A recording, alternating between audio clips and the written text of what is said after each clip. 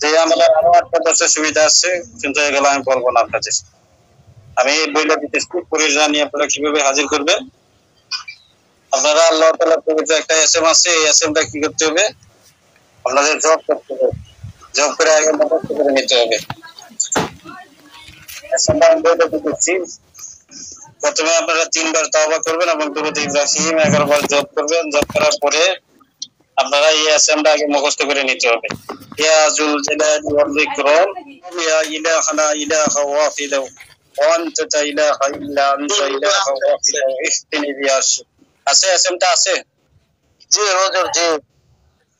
তো এই এসএমটা যার কাছে আছে, এসএমটা আপনারা একটু হোয়াটসঅ্যাপ গ্রুপে সেন্ড করে দেন। আমার তো মোবাইলে জায়গা কম, এজন্য আমি অনেক কিছু মোবাইলের ভিতরে রাখতে পারি না।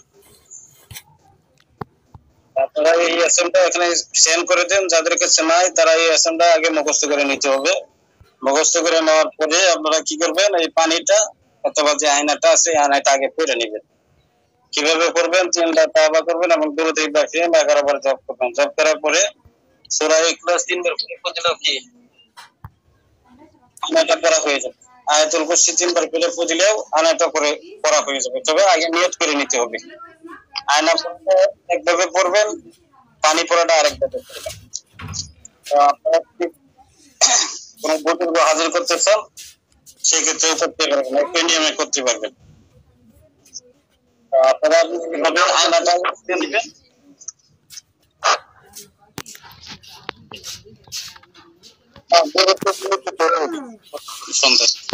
আপনারা কি করবেন, আয়নাটা আগে পড়বেন। সূরা ইখলাসের মাধ্যমে অথবা আয়াতুল কুরসির মাধ্যমে পড়বেন, অথবা আয়াতুল কুরসি কি করবেন, চারখানা আল্লাহু আল্লাহু লিখবেন এবং উপরে লিখবেন বিসমিল্লাহির রহমানির রহিম। এরপরে আয়াতুল কুরসিটা সম্পূর্ণ লিখবেন লাল কালি দিয়ে অথবা কালো কালি দিয়ে, অবশ্যই গল্পন হতে হবে। লেখার পরে এতে হাজির করবেন। এই যে পবিত্র এসএম আছে, এই এসএম এর মাধ্যমে হাজির করবেন। আর যারা ইয়া করতেছেন, কাচের গ্লাসে হাজির করতেছেন, আপনারা 3 বার তাওবা করার পরে দুরূদ ইব্রাহিম 11 বার পরে আপনারা পানিতে ফু দিবেন। ফু দেওয়ার পরে আপনারা সূরা ফাতিহা বলবেন 3 বার, সূরা ইখলাস 3 বার। এরপরে আপনারা কি করবেন, সূরা কদর পড়বেন।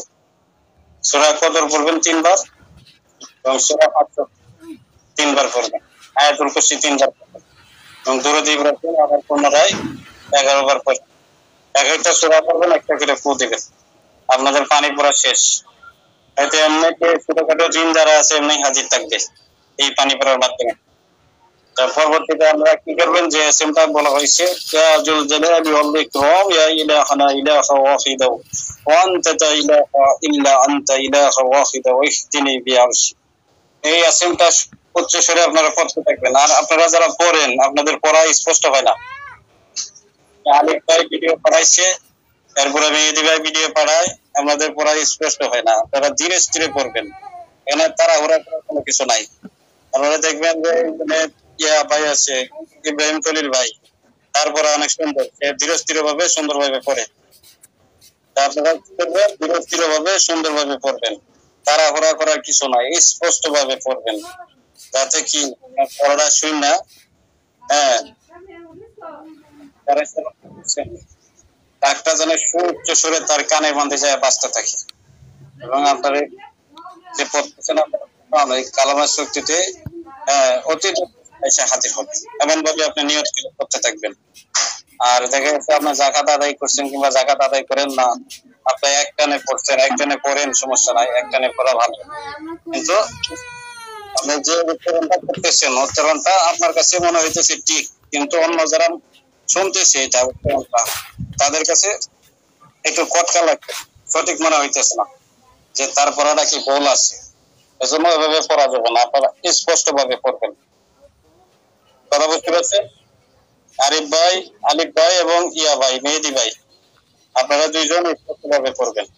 ইনশাআল্লাহ আমার কাছে ভালো মনে হয়। খলিল ভাই যেভাবে করে ওইভাবে করবেন।